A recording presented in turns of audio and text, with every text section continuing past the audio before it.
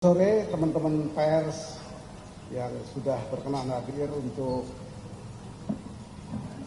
mendengarkan statement kami yang tadi siang baru mendapatkan putusan dari PT UN dalam putusan dismisal yang disebut dengan tegas bahwa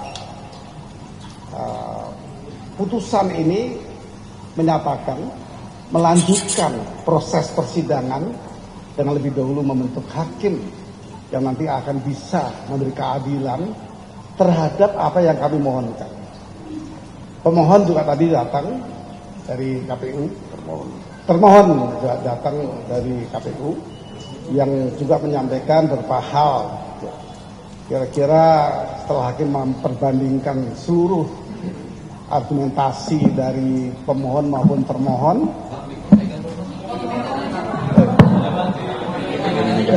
kurang lebih ya. Saya lanjutkan, ya mantap ya, bahwa hasil putusan dismisal PT UN hari ini memberikan harapan besar bagi kami untuk nantinya pada proses persidangan apa yang telah diputuskan kami dianggap layak untuk dilanjutkan tadi, menjadikan satu celah hukum ini masih bisa ditegakkan di negara kita. Artinya hukum masih berdaulat di negara kita. Bahwa apa yang kami mohonkan itu hanya berbeda tujuan ya. Tentu berbeda. Kalau kita menyampaikan apa yang diputus di MK, maka akan sangat berbeda karena MK itu menyidangkan mengenai hasil proses pemilu.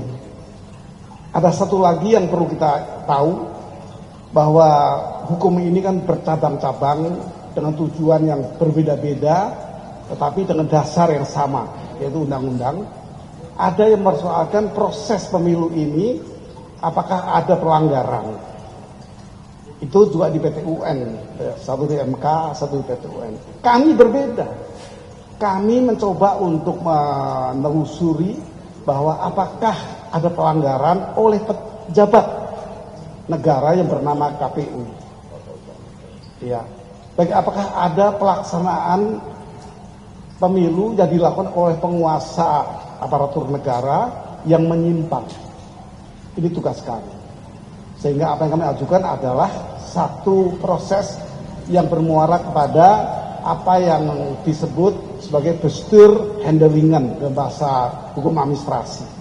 Apa ada kekuasaan pemerintahan yang menyimpang dengan ketentuan lain, yaitu apakah ada onrechtmatig overheidsdaad, itu bahasa hukum, yang terjemahnya adalah apakah ada perbuatan yang dilaksanakan oleh penguasa yang menyimpang dalam proses pemilu. Nah, kami mengejalan ini.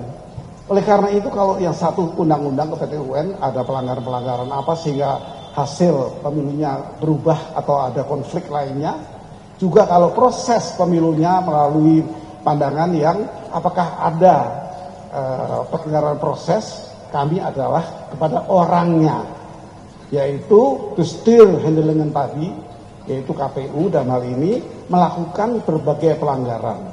Ini kira-kira. Nah, kami harapkan agar putusan hari ini yang memberi ruang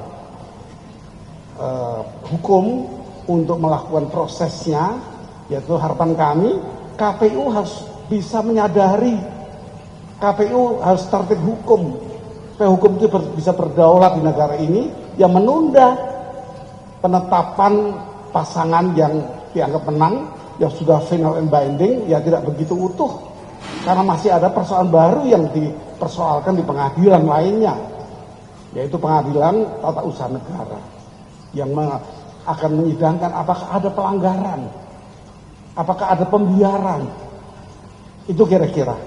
Maka dalam saat ini pun saya menyampaikan ke publik, Amicus Curiae silahkan mendukung proses hukum yang diadakan di PT UN.